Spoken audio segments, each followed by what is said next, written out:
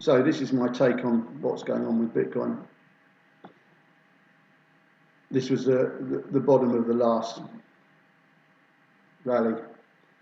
So here, this period here, there's just normal trading activity, nothing much going on. And then for one reason or another, probably one positive news story or something happens, or maybe some whales hedge funds decide to trigger a climb. People start buying, okay? And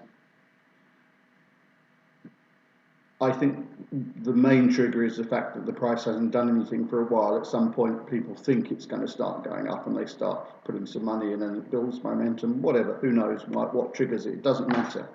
Because at some point around here, the hedge funds and the whales and the big investors, speculators who are coordinating together for sure, decide, okay, let's start pumping some real money in again. They do that. It starts going parabolic and they think, right, we're on a run here. Loads of retail money starts going in as people think, oh, I don't want to miss out again this time. And a bunch of youngsters who don't understand what they're doing, or people who are just new to it, just think, oh, this is excellent, we should get in. And sometime around here, when it's starting to go virtually vertical, they think, okay, let's see what the sentiment is, how much momentum is here. And they just pull a chunk of money out to see what happens. They know how much money they pulled out and what the price has done. And they can see how much momentum is there. So either at this point they think, okay, we're out, and they get out completely and pull all their money out, or they think, no, there's more in this, there's more momentum here. They start pumping more money in, and then this process is repeated. Here maybe, here. And then, as you can see, the momentum is starting to tail off here. And at this point they think, okay, we're done. They pull all their money out.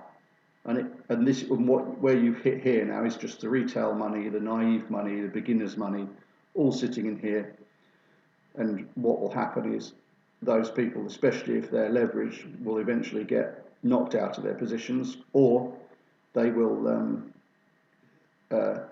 be forced to sell because they couldn't afford to invest in the first place. And the price will just tail off and tail off and tail off. And I think we're looking somewhere around, as I've said already, this kind of period, third, fourth quarter 2022, we could be around 5-10K range. And I think there's something unique about Bitcoin is that it's so liquid, you know, that anything could happen. People can liquidate all their positions, unlike stocks on the stock market where, you know, the funds and the big guys are manipulating stuff, and then when it doesn't go their way, like when they get when they've shorted all these little companies, these companies to try and destroy them and make money off destroying these perfectly good companies, and people have decided they've had enough and band together and decide to do something about it. When things happen like that, they just call the CEO of Robinhood and say, okay, you need to stop limit trading on this because we're going to get screwed. And that's what happens. Unfortunately, cover blown now, lads. So there you go. This is what's been going on with the stock market, with the economy, probably for 100 years in one form or another.